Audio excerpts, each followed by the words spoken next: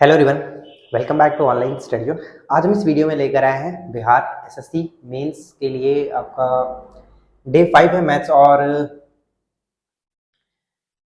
Hello everyone, welcome back to online study.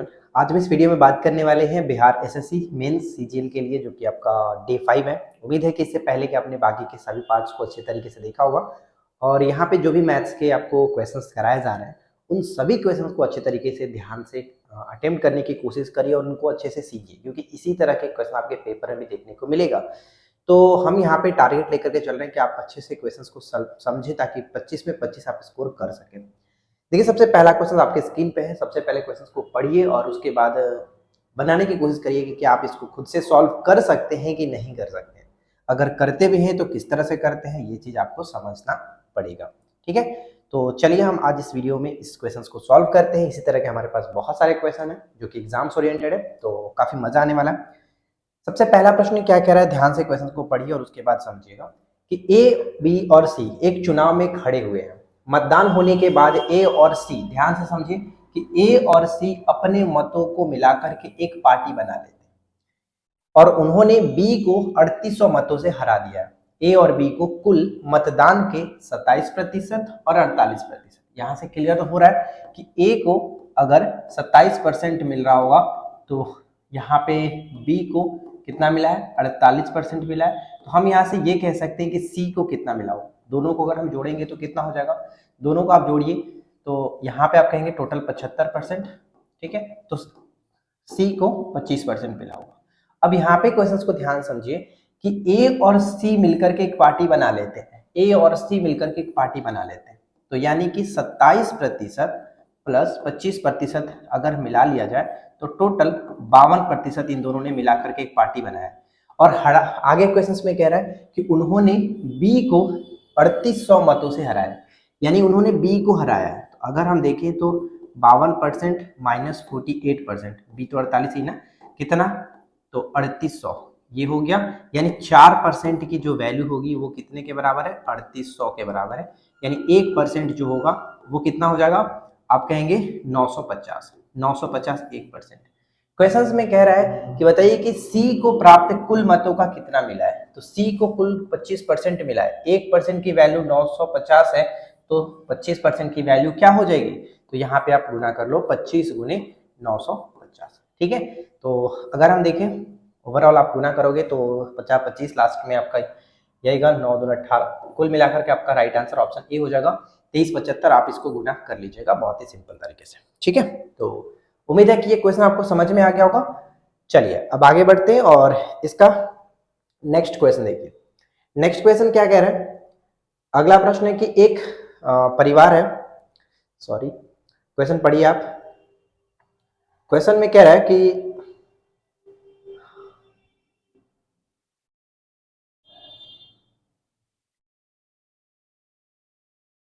देखिए second question कह रहा है कि एक परिवार की मासिक आय 45,000 है। ध्यान से क्वेश्चन को पढ़िएगा, 45,000 है।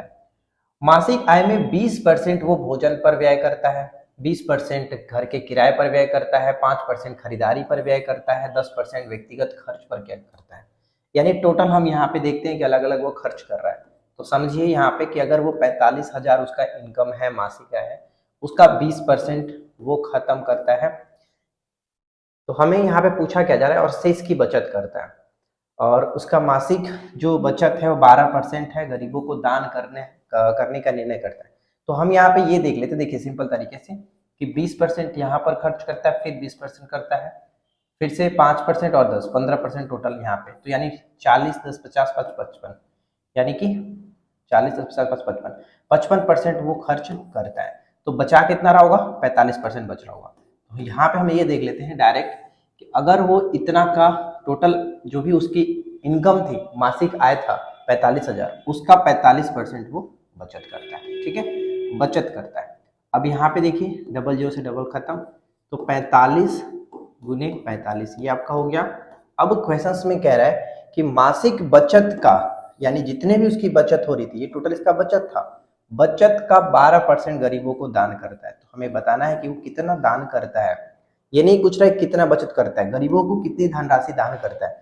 तो जितनी भी उसकी इनकम थे, यानी कि 45 50 गुना करेंगे तो 20 25, 20 25 1 0, उसके बाद 12/100। यहाँ पे इसको कैलकुलेशन आपको करना है। तो 5 से अगर कटाते हैं तो 5 दूनी की 10, और यहाँ पे कितना हो जाएगा 405, और ये देखिए 6 हो जाएगा, यानी 6 चौका 24 30, यानी कि 2430 बिल्कुल सही आंसर हो गया आपका ऑप्शन डी। अगर आप अलग अलग निकालते हैं 20% कितना खर्च हुआ, यानी कि फिर 9000 वहां पे फिर से 9000 निकालते हैं, 5% निकालते हैं, 10% निकालते हैं, तो जो थोड़ा सा ज्यादा टाइम लगता। लेकिन हमने क्या किया कि ओवरऑल ये चेक कर लिया कि उसने टोटल खर्च कितना किया है। तो आपने यहाँ पे देखा कि 55% उसने खर्च किया है और बचा रहा हो कितना 45%। ओवरऑल अगर 100% है तो 45% अगर वो खर्च करता है तो 45% की बचत करता है। तो क्वेश्चन कह रहा है कि जितना वो बचत करता था उसका 12% वो गरीबों को दान करता है, यहाँ पे क्लियरली मेंशन किया गया। राइट, समझ में आ गया। चलिए अब इसके बाद हम बढ़ते हैं क्वेश्चन नंबर 3 पे। क्वेश्चन नंबर 3 देखिए क्या कह रहा है। क्वेश्चन नंबर 3 यहाँ पे है, इसको सॉल्व करिए आप। सॉरी। ए की आय बी की आय से 50% अधिक है और ए की आय 40% से बढ़ा जाता है और बी की आय 90% से बढ़ा दिया जाता है, तो बताइए कि उनकी संयोजित आय में प्रतिशत वृद्धि कितनी होगी। ये भी काफी अच्छा क्वेश्चन है, तो इसको भी हम सॉल्व करते हैं। देखिए अगर हम यहाँ पे ये देखें कि एक तरफ ए है और एक तरफ बी है, क्वेश्चन में कह रहा है कि ए की जो आय है वो बी से 50% अधिक है, यानी अगर बी का 100 रहा होगा तो ये इसका 150 रहा होगा। क्लियर, समझ में आया कि 50% अधिक है ए की आय, तो यहाँ से आपको क्लियर है। अब कह रहा है कि ए की अगर हम 40% बढ़ाते हैं, यानी ए की अगर 40% बढ़ाते हैं 140/100, और बी का कह रहा है क्या, उनकी बी में 90%, यानी 100 का अगर 90% बढ़ाएंगे तो 190 हो जाएगा, इसमें तो कोई दिक्कत है ही नहीं, 90%। ठीक है, अब यहां से क्या करते हैं, डबल जीरो से डबल जीरो ये आपका खत्म हो गया। 15 गुने 14, 15 गुने 14 करोगे तो 210, और क्वेश्चन में कह रहा है कि संयोजित आय में वृद्धि ना, तो संयोजित आय यानी प्लस में 190 ये वृद्धि हुआ, टोटल कितना हो गया आप कहेंगे 400, टोटल 400। अब हमें संयोजित वृद्धि बताना है, तो पहले वाला कितना था, पहले वाला आपका 250 होता था, इनका दोनों आय मिलाते थे तो 250 होता था, लेकिन अब हो जा रहा है 400। तो वृद्धि कितना हुआ, वृद्धि हम करेंगे तो नीचे आपका स्टार्टिंग का जो रहता है उसको रखते हैं गुने में 100। यहाँ पे ये समझे कि ये अगर 5 से कटता है तो ये 2 से कटेगा, 50 दूनी की 100, 50 पचे 250, और इसको हम 8 से कटाते हैं तो 8 दूनी की 16 यानी 160। तो वृद्धि कितना हुआ 100, अगर ओवरऑल रहा होगा तो 60% की वृद्धि हुआ, तो यहाँ पे सही आंसर हम ऑप्शन डी को टिक करेंगे, 60% बिल्कुल सही होगा। और इसी तरह के क्वेश्चंस भी आपको पेपर में देखने को मिलेगा, तो बस आपको क्वेश्चन अच्छे तरीके से समझना है और करना है। बस रेगुलर हमारे साथ रहिए और जितने भी क्वेश्चन आपको कराया जा रहे हैं उनको आप अच्छे तरीके से अटेम्प्ट करिए। ठीक है, अगला प्रश्न देखिए, किसी व्यक्ति के व्यय और बचत का अनुपात। यहाँ पे देखिए व्यय और बचत का अनुपात दिया गया, ध्यान से क्वेश्चन को समझिएगा। बचत और व्यय का अनुपात दिया गया, सॉरी व्यय और बचत का अनुपात है। तो हम यहाँ पे जो 7:3 आप देख रहे हैं ये आपका व्यय है और दूसरी तरफ बचत है। तो हम यहाँ पे ये मान लेते हैं कि ये जो हमारा है 70 और 30 होगा। ठीक है, 70 और 30 होगा, यानी ओवरऑल अगर हम देखें टोटल हमारा आय कितना हो गया, टोटल आय हो गया 100 रुपया। 100 रुपया अगर मैं कमा रहा हूं तो 70 रुपया खर्च कर रहा हूँ, 30 रुपए की बचत कर रहा हूँ, यही यहाँ पे बात कर रहा है। अब आगे प्रश्न में कि यदि आय में 20% की बढ़ा दी जाए, यानी अगर मेरा आय 100 था तो न्यू जो हमारा इनकम हो गया, न्यू यहाँ पे मैं लिखता हूँ, जो न्यू हमारा इनकम है अगर मैं उसको बढ़ा देता हूँ 20% से तो क्या हो जाएगा 120 हो जाएगा। ठीक है, 120 हो गया। और व्यय में 30% की वृद्धि करता हूँ, पहले जो मैं 70% खर्च करता यानी 70 रुपए खर्च करता था, अब उसको बढ़ा करके 130% बढ़ा दिया जाता है, तो कितना हो जा रहा है 13 7 91, यानी कहेंगे कि 91 रुपया हो जा रहा है। जो पहले 70 रुपए में खर्च करता था वो 91 रुपया हो गया। अब यहाँ पे ये बताइए कि बचत कितना हो रहा होगा, अगर मैं 120 रुपए कमा रहा हूँ 91 रुपए खर्च कर रहा हूँ तो बचत हमारा क्या होगा, तो आप यहाँ पे कहेंगे कि बचत आपका 29 रुपए है। 29 रुपया आय में मैंने वृद्धि की, लेकिन खर्च को भी मैंने बढ़ा दिया था। यहाँ पे पहले जो मैं 30 रुपए की बचत कर रहा था अब यहाँ पे 29 रुपए की बचत कर रहा हूँ। अब यहाँ पे ये समझ सकते हैं कि मेरा प्रॉफिट होगा कि मतलब कि क्या होगा, बचत में कमी होगा कि वृद्धि होगा, तो जाहिर सी बात है कि बचत में कमी होगा, क्योंकि पहले मैं 30 रुपए बचा रहा था अब 29 रुपए ही बचा रहा हूँ, बचत में कमी पूछा भी गया है। तो 30 में से अगर 29 घटाएंगे तो 1 बटे में स्टार्टिंग का जो होता है उसको रखते हैं 30 और गुने में हमारा हो गया 100, यानी कि यहाँ पे कहेंगे 10/3, और 10/3 का मतलब क्या होगा 3.33 यानी 3.33% यहाँ पे बिल्कुल सही आंसर होगा, ऑप्शन बी पे जा सकते हैं। राइट, समझ में आ गया होगा ना यहाँ पे सब कुछ क्लियर। आगे देखते हैं अगला प्रश्न, क्वेश्चन नंबर 5। सबसे पहले क्वेश्चन को आप सॉल्व करिए वीडियो को रोक करके, उसके बाद आप कमेंट करिए कि आपने इसको सॉल्व किया नहीं किया, ताकि मुझे भी तो पता चले कि हाँ आप इस तरह के क्वेश्चन को सॉल्व कर पा रहे हैं। एक स्कूल में लड़कों की संख्या का लड़कियों की संख्या के अनुपात 5:2 है। चलिए इसको भी करते हैं हम लोग। क्वेश्चन यहाँ पे कह रहा है कि बॉयज और गर्ल्स का जो रेशियो है 5:2 है। ठीक है, आगे यदि 87% लड़के और 80% लड़कियां वार्षिक परीक्षा में उत्तीर्ण हो यानी कि पास हुई, तो हमें बताना है कि वार्षिक परीक्षा में अनुत्तीर्ण होने वाले छात्रों का प्रतिशत कितना है। अनुत्तीर्ण यानी अगर हम इसको ये लेकर के चलें कि जो ये आप 5 देख रहे हैं, इसको मैं 500 कर लेता हूँ और इसको मैं 200 कर लेता हूँ। रेशियो है तो कुछ भी मान सकते हैं, मैं इसको मान लिया 500 और 200। तो अगर हम यहाँ पे देखें कि 500 का 87% जो लड़के हैं वो उत्तीर्ण हो रहे हैं, तो हमें बताना है कि अनुत्तीर्ण यानी कितने फेल हो रहे हैं। तो आप यहाँ पे कहेंगे कि 13% जो कि फेल हो रहे हैं। राइट, उसके बाद अगर हम यहाँ पे देखें कि 200 का जो भी लड़कियां हैं उनकी 80% तो पास हो रही थी, तो 20% फेल हो रही है, तो 20/100। क्लियर, ये डबल जीरो से डबल जीरो, ये डबल जीरो से डबल जीरो, यानी ऊपर में कितना हो गया 13×5 65 और प्लस में 20 दूनी की 40, टोटल कितना हो गया 105। ठीक है, 105। अब ऊपर में अगर हम देखें तो कितना था टोटल हमारा ओवरऑल कितना था। अगर हम यहाँ पे क्या बताना है कि अनुत्तीर्ण होने वाले छात्रों का प्रतिशत, छात्रों का टोटल बताना है, तो 105 टोटल हो गए स्टार्टिंग के, मतलब कि अभी का जो अनुत्तीर्ण हुए वो, और टोटल कितने में से, तो 700 में से प्रतिशत के लिए मैंने गुना कर दिया 100 से, डबल जीरो से डबल जीरो खत्म, 15 सते 105, यानी 15% जो लड़के लड़कियां हैं टोटल मिलाकर के, छात्र की बात कर रहे हैं पूरे स्टूडेंट्स में 15% जो कि फेल हुए हैं, अनुत्तीर्ण हुए, यहाँ पे क्वेश्चन में है अनुत्तीर्ण हुए हैं। ठीक है, आई होप कि समझ में आपको आ रहा होगा, बहुत ही सिंपल तरीके से हम बात कर रहे हैं, ज्यादा कुछ घुमा फिरा करके नहीं। चलिए इसके बाद क्वेश्चन नंबर 6 देखिए क्या कह रहा है। क्वेश्चन नंबर 6 को अटेम्प्ट करिए कि बेंगलोर और चेन्नई के बीच चलने वाली 2 ट्रेनें एक ही समय में अपने संबंधित स्थानों से चलना शुरू करती है। ठीक है, और 80 किलोमीटर प्रति घंटा और 95 किलोमीटर प्रति घंटा के साथ एक दूसरे की ओर, जब एक दूसरे की ओर जाती है तो ध्यान रखिएगा कि दोनों की चालों को हम लोग जोड़ते हैं। जब वे मिलती हैं तो पता चलता है कि एक ट्रेन ने दूसरी से 180 किलोमीटर दूरी तय कर ली, यानी अंतर हमारे पास पता चल गया। तो हम ये मान लेते हैं कि टी समय में तय की गई दूरी कितनी होगी, टी समय में तय की गई दूरी। ठीक है, इतना लिखने की जरूरत नहीं, मैं आपको बस बता रहा हूं। तो यहाँ पे अगर मान लेते हैं कि ट्रेन 1 है, ठीक है ट्रेन 1 है, इसके लिए अगर हम देखें तो दूरी बराबर क्या होगा, ट्रेन 1 के लिए डी बराबर डिस्टेंस बराबर क्या कर सकते हैं, दूरी बराबर चाल गुने समय। तो चाल तो 80 था, समय था टी। ठीक उसी तरह से अगर T2 ट्रेन के लिए देखें, इसका डिस्टेंस कितना हो जाएगा 95 गुने टी। ठीक है, दूरी बराबर चाल गुने समय। अब प्रश्न में ये कह रहा है कि एक ट्रेन ने दूसरे ट्रेन से 180 किलोमीटर अधिक दूरी तय की है, यानी कि हम यहाँ पे डिस्टेंस को एक दूसरे से करा सकते हैं। 95T माइनस 80T बराबर में 180, कितना हो जाएगा 15T बराबर 180, यानी T के वैल्यू यहाँ पे आप निकाल सकते हो 12, T की वैल्यू 12 निकल गया।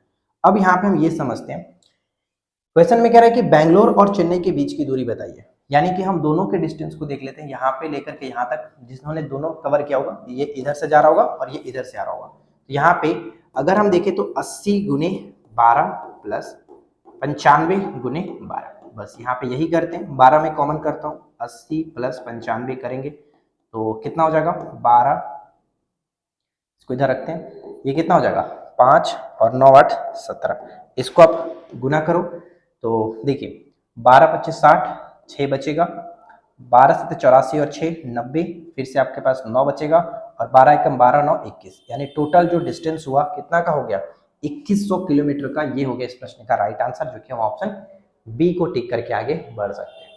तो बताइए कि इस प्रश्न में क्या दिक्कत था। बस क्वेश्चन काफी अच्छे क्वेश्चन है, तो अगर आप अच्छे तरीके से समझेंगे तो क्लियरली कर सकते हैं, कोई दिक्कत इसमें नहीं होने वाली है। बस आप बारीकी से क्वेश्चन को पढ़िए, समझिए, इसी तरह के पैटर्न आपको क्वेश्चन देखने को मिलेगा एग्जाम्स में भी।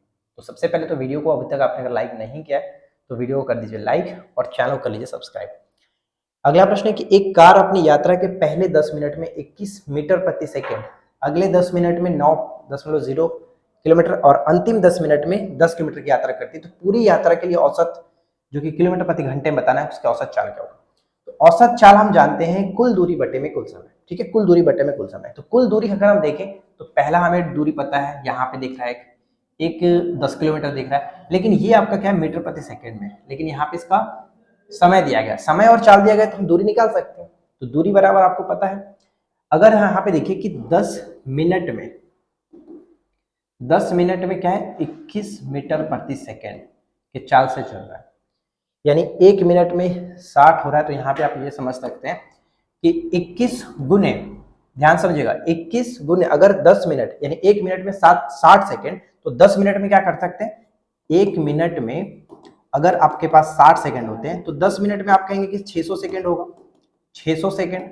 और यही 600 सेकंड क्या है, जो चाल है आपका 21 मीटर प्रति सेकंड के हिसाब से, प्रति 1 सेकंड में आपका 21 मीटर चल रहा है, तो 600, और यहाँ पे मैंने 60 लिख दिया, तो अगर 600 सेकंड उसको चलाना है तो 21 से गुना कर देंगे। तो ये टोटल हमारे पास क्या निकल गया, इतना डिस्टेंस है, ये डिस्टेंस निकल गया पहले चाल की, पहले वाली चीज के लिए। यहाँ पे जो कह रहा है कि अपनी यात्रा का पहले 10 मिनट में 21 मीटर प्रति सेकंड से, तो यहाँ पे कह सकते हैं कितना हो गया, 6 दूनी की 12 और ये 00, ये टोटल मीटर में हुआ। लेकिन हम आगे देख रहे हैं कि सारी जो चीजें दी गई है वो किलोमीटर में दिया गया, तो हम इसको भी किलोमीटर में कर देते हैं, तो 12.6 किलोमीटर हो जाएगा, क्योंकि अगर मीटर को हमें किलोमीटर में कन्वर्ट करना है तो क्या करना पड़ेगा, 1000 से डिवाइड करना पड़ेगा। अगर हमें यहाँ पे 1000 से डिवाइड करता हूँ तो 12.6 किलोमीटर। अब हमारे पास टोटल डिस्टेंस देखिए, डिस्टेंस अगर हम देखें तो क्या निकल जा रहा है, टोटल डिस्टेंस में 12.6 प्लस पहले का 9 किलोमीटर सेकंड वाले में और दूसरे का 10 किलोमीटर, यानी टोटल कितना हो जा रहा, टोटल 19 प्लस 12.6, 9 2 11, यानी 31.6, ठीक है, 31.6 हो गया हमारा टोटल, ये किलोमीटर हो गया। और समय की बात करते हैं, टाइम अगर हम टोटल टाइम देखें तो 10 10 10 30 मिनट का समय है, 30 मिनट को अगर हम घंटा में कन्वर्ट करें तो आप कहेंगे 1/2 आवर, ठीक है, 1/2 आवर। अब हमें बताना क्या था, हमें बताना औसत चाल, तो चाल बराबर होता है क्या, चाल बराबर दूरी बटे समय। चाल बराबर दूरी अगर हमारे पास 31.6 है, चाल हमारे पास चाल बराबर दूरी बटे समय 1/2 करता हूँ, आपको ये पता है कि 2 आपका ऊपर में चला जाएगा, तो कितना हो गया, आप कहेंगे 63.2 किलोमीटर पर आवर, ये हो गया इस प्रश्न का राइट आंसर। तो देखिए फ्रेंड्स, कुछ इस क्वेश्चन में ज्यादा कुछ नहीं था, बहुत ही सिंपल सा क्वेश्चन था, आप आसानी से इसको कर सकते थे, बस थोड़ा सा यहाँ पे समझना था कि सबसे पहले हमें किलोमीटर में कन्वर्ट करना पड़ेगा, हम डिस्टेंस कितना है, तो इसको करने के लिए मैंने यहाँ पे सब कुछ किया हुआ है, राइट। जब भी समझ में नहीं आया तो आप कमेंट करिए कि ये क्वेश्चन नहीं समझ में आया, हम इसको नेक्स्ट क्लास में जरूर लेंगे फिर से, ताकि आपको और भी अच्छे तरीके से समझा सकें, या फिर एक बार वीडियो को आप फिर से देख लीजिए, डेफिनेटली समझ में आ जाना चाहिए। क्या कह रहा है कि 6 सेंटीमीटर व्यास वाले कितने धातु के गोले को पिघला करके 8 सेंटीमीटर व्यास वाले 18 सेंटीमीटर ऊंचाई का एक ठोस बेलन बना सकता है। और मैं आपको पहले ही बता चुका हूं कि जब भी किसी हम आकृति को पिघला करके कोई और आकृति में कन्वर्ट करते हैं तो वहां पे उसके आयतन के साथ छेड़छाड़ करते हैं, तो यहाँ पर भी हम यही करेंगे। हम ये मान लेते हैं कि n गोल यानी n धातु के गोले को, गोला मतलब 4/3 पाई r क्यूब, r कितना हो जाएगा, अगर 6 सेंटीमीटर व्यास है तो r आप कहेंगे कि 3 गुने 3 गुने 3, ठीक है। इसके बाद यहाँ पे हम देख सकते हैं इसको पिघला करके क्या बनाया जाता है, ठोस बेलन बनाया जा रहा है, तो बेलन का आयतन क्या होता है, पाई r स्क्वायर है, तो यहाँ पे r कितना हो जाएगा, अगर 8 सेंटीमीटर व्यास दिया गया तो 4 गुने 4 और ऊंचाई हो जाता है 18, ठीक है। पाई से पाई खत्म, यहाँ पे 1 3 से 1 3 खत्म, 6 3 18 ये खत्म, 4 से 4 खत्म, सॉरी 3 9 होगा ना, 9 दूनी के 18 हो जाएगा, यहाँ पे मिस्टेक कर रहे हैं हम, 9 दूनी के 18 2 हो जाएगा, तो कितना हो गया 4 दूनी के 8, यानी n की वैल्यू कितना निकल गया 8। इस प्रश्न का राइट आंसर हो गया ऑप्शन सी, ठीक है। आई होप कि समझ में आ गया होगा। जब भी आकृति की बात करते हैं कि इस आकृति को पिघला करके उस आकृति में बदला जाता है, तो दोनों के आयतन को आप एक दूसरे के साथ बराबर करके कंपेयर करिए और जिसमें पूछा जाए उसको आप वैल्यू पुट करिए, आसानी से निकाल सकते हैं। अब इसके बाद क्वेश्चन नंबर 9 देखिए। क्वेश्चन नंबर 9 क्या कह रहा है कि यदि एक 4 अंकों की संख्या x 5 8 y 9 से पूर्णतः विभाजित है तो बताइए कि x प्लस y का न्यूनतम वैल्यू क्या होगा। अब यहाँ पे इसको कैसे करेंगे, देखिए हमारे पास जो 4 अंक की संख्या है ये है और ये पूरी तरह से 9 से डिविजिबल है, 9 से डिविजिबल होने का रूल क्या होता है, 9 से या फिर 3 से, कि सभी अंकों की संख्या अगर होगी जो वो 9 से कट सकता है, 9 के टेबल से कट सकता है। यानी x plus 5 plus 8 plus y कितना हो जाएगा, 8 plus 13 plus x plus y. यानी अब यहाँ पे हमें x प्लस वाई का वैल्यू वो रखना पड़ेगा जो ये ओवरऑल डिवाइड हो जाए 9 से। तो अगर हम 13 है, 13 क्या निम्नतम वैल्यू पूछा जा रहा है, अगर मैं यहाँ पे 1 रखूंगा, x प्लस वाई की वैल्यू हमें बताना है, x प्लस वाई की वैल्यू अगर क्या मैं 1 रखूंगा तो पॉसिबल है, यानी 9 से कटने के लिए कितना चाहिए, 9 दूनी के 18, यानी 9 एकम 9, 9 दूनी के 18। तो 18 जब लाना है तो 13 में कितना जोड़ना पड़ेगा, 13 में आप कहेंगे कि 5 ही तो जोड़ना पड़ेगा ना, x प्लस वाई। अब यहाँ पर अलग अलग वैल्यू तो पूछा नहीं गया, x प्लस वाई दोनों साथ में पूछा गया, तो x प्लस वाई की वैल्यू कितना हो जाएगा, आप यहाँ पे कहेंगे कि x प्लस वाई की वैल्यू हम यहाँ पे 5 रख सकते हैं। राइट आंसर ऑप्शन सी को टिक करेंगे। तो जिस तरह से क्वेश्चन पूछा जाए उसी तरह से आप करिए, ज्यादा दिक्कत आपको नहीं होगी। चलिए अगला प्रश्न है, ट्राई करिए कि मिस्टर एक्स के 3 बेटे हैं अर्थात पी क्यू आर, 3 बेटों के नाम हो गया, पी मिस्टर एक्स का सबसे बड़े बेटे हैं जबकि आर सबसे छोटा है, यानी पी क्यू और आर। रेशियो नहीं, चलो हम रेशियो फॉर्म में नहीं रखते हैं, इसको हम ऐसे ही कर लेते हैं कि पी है, क्यू है और आर है, ठीक है, इस तरह से। यदि सभी बेटों की वर्तमान आयु वर्ग संख्या है, ध्यान दीजिएगा वर्ग संख्या है, और 5 वर्ष के बाद तीनों बेटों की आयु का योग 44 वर्ष है, तो 3 साल के बाद पी की आयु क्या होगी। अब यहाँ पे देखिए इस क्वेश्चन को हम डायरेक्ट ऑप्शन से भी बना सकते थे, लेकिन ऑप्शन से बनाने से पहले मैं आपको बताता हूँ कि अगर इसको हम कॉन्सेप्टली समझना चाहे तो कैसे करेंगे। तो यहाँ पे देखिए कि मान के चलते हैं कि ये जो आप पी क्यू आर देख रहे हैं वो कुछ एक्स वाई, मतलब पी व्यक्ति है उसका एक्स है, क्यू जो है उसका वाई है आयु, और आर जो है उसको हम जेड मान लेते हैं।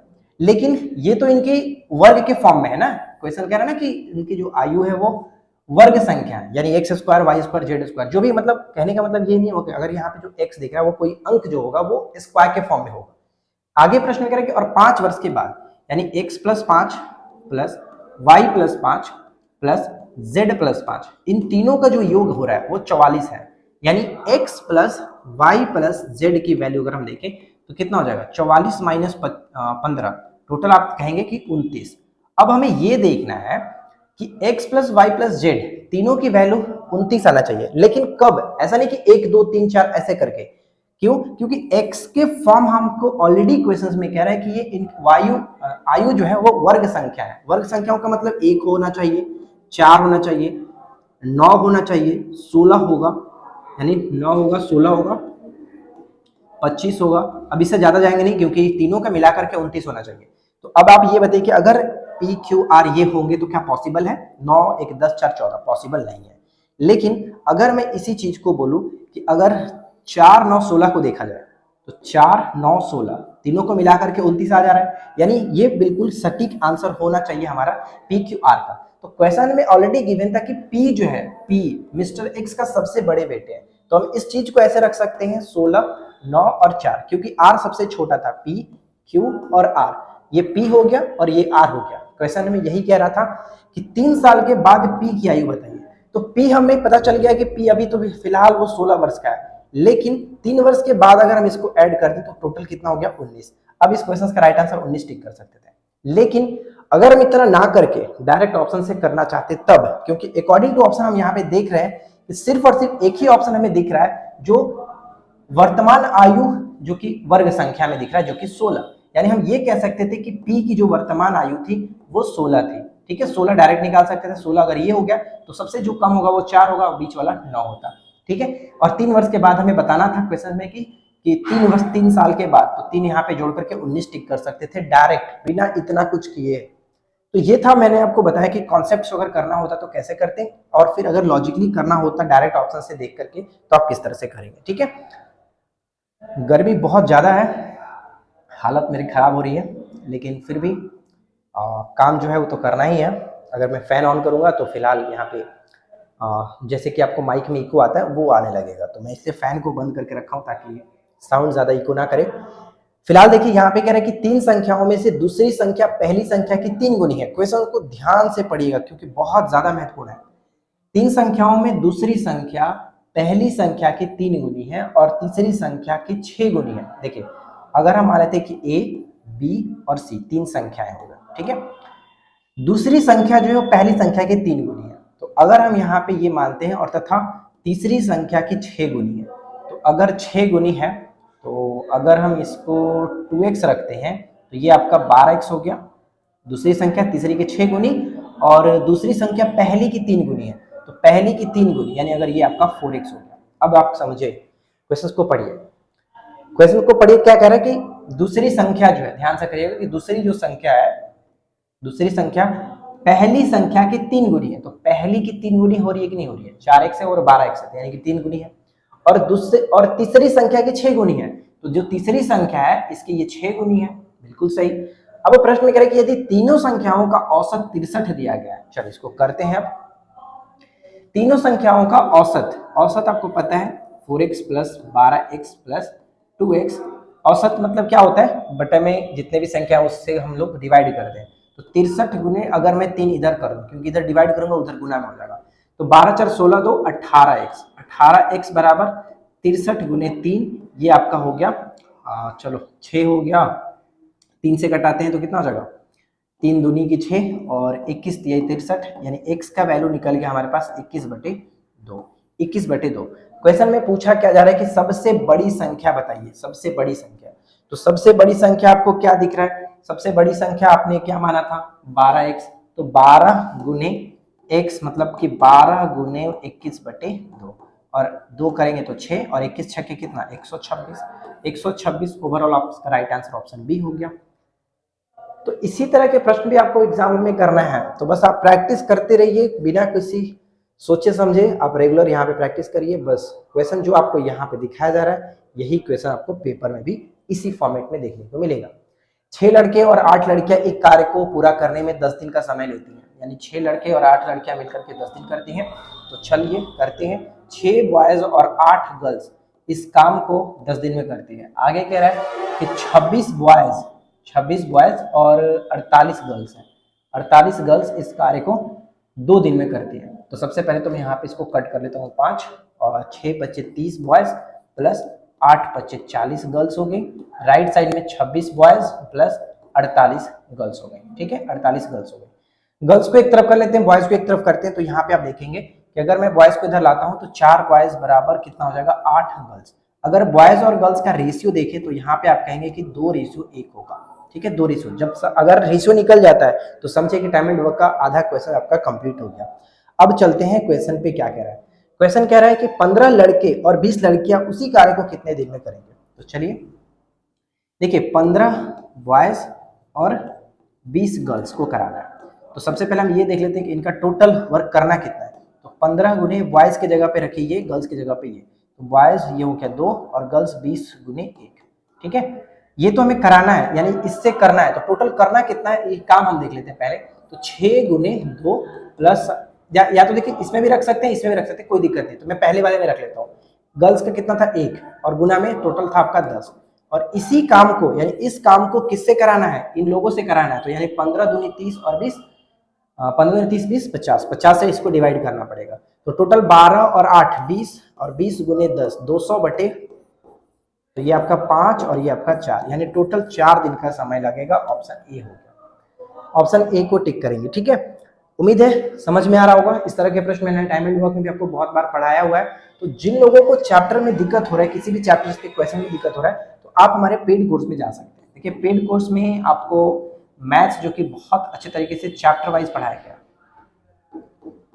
चैप्टर वाइज मैथ हमने पढ़ा रखा है। आप जाकर के वहाँ पे सभी चैप्टर के इंपॉर्टेंट वाले जो क्वेश्चन है, जिस टाइप के क्वेश्चन पूछे जाते हैं, वो आप जाकर के सीख सकते हैं हमारे एप्लीकेशन पे। तो जस्ट आप एप्लीकेशन डाउनलोड करिए और 199 का कोर्स हमारा आता है, आप उस कोर्स को बाय कर सकते हैं। अगला प्रश्न है कि 200 से लेकर के 9900 के बीच ऐसी कितनी संख्याएं हैं जो 5, 6 और 8 से विभाज्य है? तो 5 से भी कटे, 6 से भी कटे और 8 से भी कटे। तो ऐसी जो संख्याएं होंगी वो हम क्या करते हैं? एलसीएम ले लेते हैं। तो 5, 6 और 8 का एलसीएम अगर आप डायरेक्ट कहोगे तो कितना हो जाएगा? आप डायरेक्ट कहोगे तो 120। ठीक है, एलसीएम 120 हो गया। एलसीएम की बात कर रहे हैं, एलसीएम 120 हो गया। ठीक है, 120 यानी वो संख्या हमें देखना पड़ेगा इन दोनों के बीच में जो 120 से कटे, यानी इस क्वेश्चन को सॉल्व करने का दो मेथड है। एक तो आप एपी वाले मेथड पे जा सकते हैं, अरिथमेटिक प्रोग्रेशन, तो वो थोड़ा सा लंबा होता है। लेकिन अगर हम एक शॉर्टकट मेथड की बात करें तो यहाँ पे ध्यान दीजिएगा कि 9900 कैसे करते हैं। 120 से आप इसको डिवाइड करिए और 120 से इसको भी डिवाइड करिए, बस अंतर करना होगा। 120 से डिवाइड करते हैं तो कितना हो जाएगा, ज्यादा जाना है, मतलब ज्यादा नहीं जाना, कम ही रहना है, तो 120 दूनी की 240 होगा। लेकिन हम यहाँ पे 220 देख 200 ही देख रहे हैं, तो ये एक बार में तो कटेगा ही कटेगा। एक बार इसको रखते हैं, शेष से हमें कोई मतलब नहीं, पूरी तरह से कटे कोई मतलब नहीं है, बस मतलब जो भी हमारा भागफल आ रहा है उस ज्यादा नहीं जाना चाहिए, कम आना चाहिए, जो भाग का रूल है वही। अब यहाँ पे 120 को कटाते हैं, तो यहाँ पे समझिए 120 से हम इसको डिवाइड करते हैं।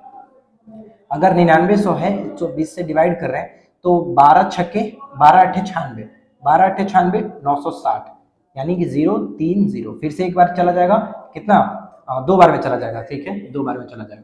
तो 12 दूनी की 24, 240, टोटल कितना हो गया, ये 60 हो गया।